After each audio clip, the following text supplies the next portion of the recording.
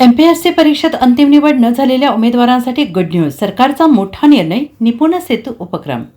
राज्यातील एमपीएससी परीक्षा अधिक पारदर्शक आणि गतिमान होण्यासाठी उमेदवारांनी कुठल्याही आमिषाला बळी न पडता केवळ अभ्यास आणि परीक्षेवरच लक्ष केंद्रित करण्यासाठी राज्य सरकारने महत्त्वाचा निर्णय घेतला आहे.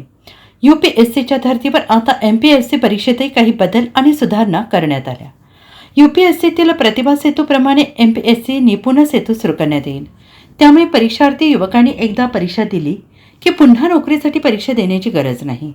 त्यासाठी एमपीएससी पूर्वी 53 संवर्गासाठी परीक्षा घेत होती. आता 103 संवर्ग तयार करण्यात आलेले आहेत. एमपीएससी मार्फत शासनाच्या एका विभागातील नोकरीसाठी परीक्षा दिल्यानंतर दुसऱ्या विभागासाठी परीक्षा न देता वेटिंग लिस्टचा उपयोग केला जाणार आहे. त्यातून खाजगी कंपन्यांना देखील एमपीएससीमधील उमेदवारांना नोकर भरती करता येईल. एमपीएससीच्या उमेदवारांसाठी फडणवीस सरकारने मोठा निर्णय घेतला असून अंतिम निवड न झालेल्या उमेदवारांच्या रोजगारांना याचा लाभ मिळणार आहे. यूपीएससीच्या प्रतिभा सेतूच्या धर्तीवर राज्यात निपुण सेतू पोर्टल सुरू करण्यात येईल. भाजप आमदार विक्रमसिंह पाचपुते यांनी या संदर्भात मागणी केली होती.